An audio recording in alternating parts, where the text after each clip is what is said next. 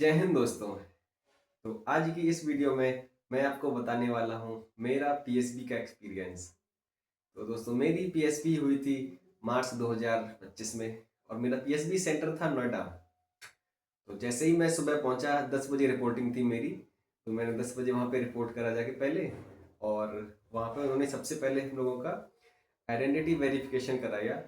हम लोगों का वहाँ पे बायोमेट्रिक हुआ। तो इसमें लगभग 1 से 2 घंटे का टाइम लग गया था बायोमेट्रिक वगैरह में। तो अब बज गए थे 12 दोपहर के।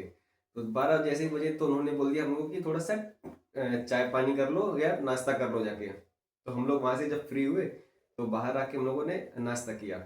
उसके बाद हम लोगों को फिर से आने के बाद हम लोगों को फिर चेस्ट नंबर अलॉट कर दिए गए थे, क्योंकि वेरिफिकेशन के बाद चेस्ट नंबर उसी हिसाब से मिलता है, क्योंकि हम लोग उसमें भर देते हैं कि हम लोग पहले रिपीटर हैं या फिर फ्रेशर हैं।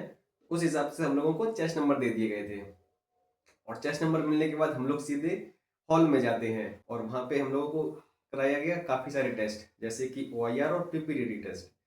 अब दोस्तों मैं एक रिपीटर था इससे पहले और ये मेरा PSB का पहला अटेम्प्ट था। तो मुझे लगा कि यहाँ भी SSB की तरह OIR टेस्ट कराते हैं, जिसमें एक बुकलेट मिलती है और हम लोगों को अपने हिसाब से सारे उसमें जैसे कि 30 मिनट दे दिया जाता है या फिर 20 मिनट का समय दे दिया जाता है OIR में। तो मुझे लगा कि यहाँ भी वैसा ही होगा, लेकिन वहाँ पे वैसा नहीं था। पीएसबी में होता है CCBT, यानी कि कंप्यूटराइज्ड कॉग्निटिव बैटरी टेस्ट। इसमें होता ये है कि हम लोगों को एक एक करके क्वेश्चन दिखाया जाता है और उसी लगभग 10 या 15 सेकंड मिलते हैं। उसी क्वेश्चन में हम लोग को स्क्रीन पे सॉल्व करना है देख के, और फिर अपने जो बुक मिलती है एक एक शीट मिलती है उसमें आंसर मार्क करना रहता है। तो वो इतनी फास्ट हुआ क्योंकि इससे पहले मैंने पीएसबी का नाम कभी दिया नहीं था। तो मुझे पता नहीं चला था कि इसमें कैसे क्या करना होता है। और वो जैसे ही मैं देखूं 10 सेकंड में तुरंत एक आंसर अगला क्वेश्चन आ जाए, फिर से मैं यहाँ पे एक टिक करूं तुरंत अगला क्वेश्चन आ जाए। तो ये पूरी प्रोसेस इतनी जल्दी हुई कि मुझे कुछ समझ में ही नहीं आया। मैं बस यहाँ पे गोला भर रहा था और सामने से तुरंत अगला क्वेश्चन। अब मुझे पता नहीं चल रहा था कि मेरा क्वेश्चन सही भी है या फिर गलत है। तो वो सब मैंने जैसे भी किया। उसमें 7 टेस्ट होते हैं CCBT में। तो अब मैंने देखा 6वें टेस्ट तक मैंने देखा कि लोग क्या कर रहे हैं आसपास के, वो बिंदी लगा ले रहे हैं। जैसे अगर कोई क्वेश्चन देखा तो उसका आंसर करने फिल करने की बजाय एक बिंदी लगा दी, डॉट लगा दी वहां पे, और फिर उसको बाद में फिल करते थे जब वो इंस्ट्रक्शन दे देते इंस्ट्रक्टर। तो वो लोग ये टेक्निक लगा रहे थे। तो मैंने जब उनके दिखे तो फिर मैंने भी 7वें टेस्ट में यही टेक्निक लगाई कि जैसी क्वेश्चन आई मैंने आंसर पे बिंदी लगा दी, और जैसे ही टेस्ट हो जाए उसके बाद मैंने सब फिल कर लिए। ऐसा हुआ था मेरा CCBT। अब CCBT के तुरंत बाद हम लोगों को कराई जाती है PPNDT। PPNDT में ये होता कि पहले हम लोगों को एक पिक्चर दिखाई गई 30 सेकंड के लिए, और उस पर फिर हम लोगों को 1 मिनट दिया गया सारा कुछ डिटेल्स लिखने के लिए कि यहाँ पे कितने कैरेक्टर्स हैं और थीम क्या है, ये सब लिखने के लिए 1 मिनट दिया गया। और फिर अगले 4 मिनट में फिर हम लोगों ने स्टोरी लिखी। स्टोरी मेरी उसमें काफ़ी ठीक बन गई थी, पर स्टोरी कंप्लीट नहीं हुई थी मेरी। मेरी लगभग 9 से 10 लाइन में लिख पाया था और मेरी स्टोरी कंप्लीट नहीं हुई थी। तो मुझे लगा कि पता नहीं कैसा क्या हो जाए, बट अगेन मैंने अपने आप को कूल एंड काम रखा। और उसके बाद हम लोगों को ले जाया जाता है तुरंत डिस्कशन के लिए एक हॉल में।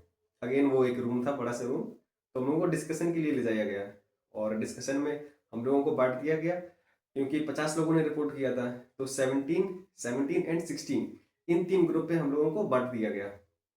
मेरे ग्रुप में थे 17 लोग। अब 17 लोगों के ग्रुप में जब आप लोग डिस्कशन के टाइम पे बैठते हैं तो सभी की धड़कन एकदम तेज होती है, सभी लोग नर्वस होते हैं, क्योंकि अगेन वो एक लाइफ चेंजिंग मोमेंट होता है। एक गलत स्टेप और आप स्क्रीन आउट हो जाएंगे। तो वहाँ पे सबकी ऑलरेडी ऐसी रहती है कि अगेन नर्वस, पता नहीं क्या हो, मैंने परसेप्शन सही किया कि नहीं किया। लेकिन जब डिस्कशन हॉल में पहुंचने से पहले मैंने 3 से 4 बार अपने रिहर्सल कर ली थी स्टोरी की। ये स्टोरी बोलनी है, ये बोलनी है, ताकि फ्लुएंसी निकले वहां पर। जैसे हम लोग को डिस्कशन हॉल में हम लोग पहुंचे और हम लोगों ने डिस्कस किया सारी स्टोरी अपनी। और आप ये मान लीजिए कि डिस्कस केवल 3 से 4 मिनट हुआ था डिस्कशन हम लोगों का, क्योंकि रिपीटर्स का ग्रुप था तो हम लोगों को सभी तरफ से पॉइंट आ रहे थे। मतलब कुछ समझ में ही नहीं आ रहा था कि भाई बोलना क्या है, बोलना क्या है। मैंने क्या टेक्निक लगाई थी कि मैंने वो टाइम देखा, एक माइक्रो सेकंड मिलता है जहाँ पे लगता है कि ग्रुप अब नहीं बोल रहा। मैंने वहां पे लीड पकड़ी और मैंने वहां पे पॉइंट मार दिया एक। ऐसे मैंने कम से कम 2 से 3 बार बोला था और मुझे लगा कि यार इतने में तो काम बन जाना चाहिए।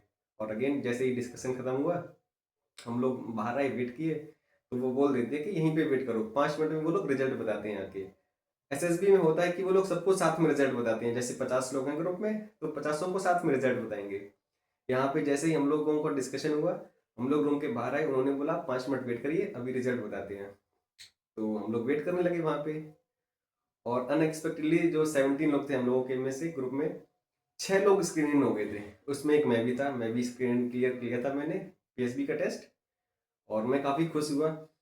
उसके बाद हम लोगों को ले जाया गया डॉक्यूमेंटेशन के लिए।